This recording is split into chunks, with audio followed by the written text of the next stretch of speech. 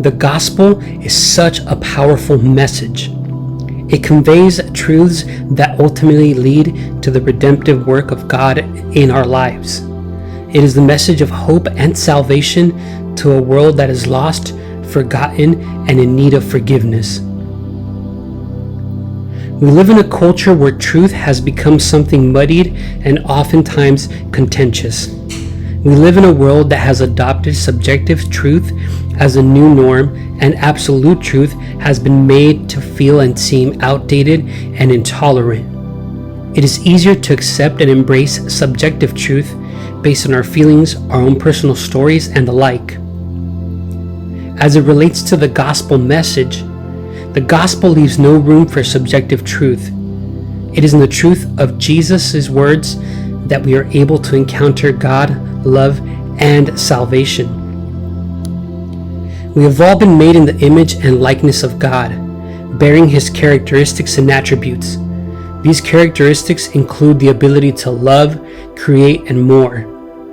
The hard and difficult truth is that each person has been marred by sin.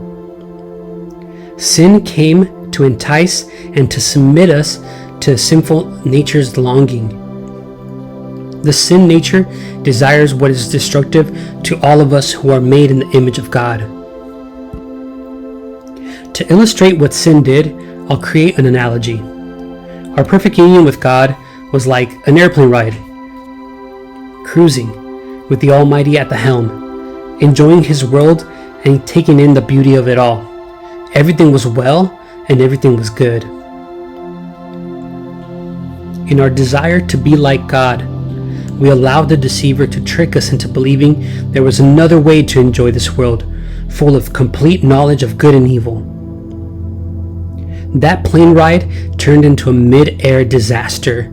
Sin came in, flung the door open, and pushed each and every one of us out of the protection of God and into a free fall, spiraling descent towards our own destruction and death. You see, the thing is, the deception has been deep and it's real.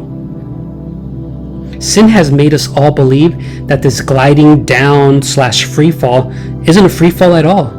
It's actually freedom from the perceived restrictions of God's protection and rules. The worst part is that we have actually believed this. We've consumed the lie.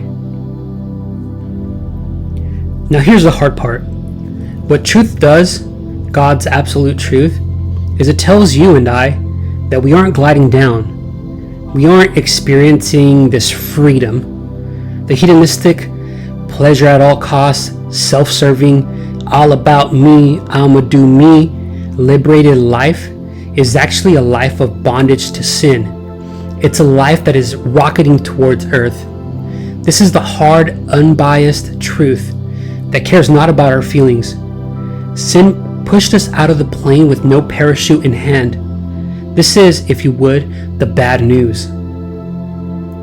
But the power of the gospel is in the good news that God has provided in Himself a safety net of mercy for those that would believe and receive it. Jesus has the power to rescue everyone who calls for help and aid. He is eagerly awaiting for His creation to call out for help to Him. Just like Peter did when he was sinking and drowning in the sea, our efforts to stop our descent are futile. Only Jesus can extend the safety net of mercy and grace. He comes and He catches us.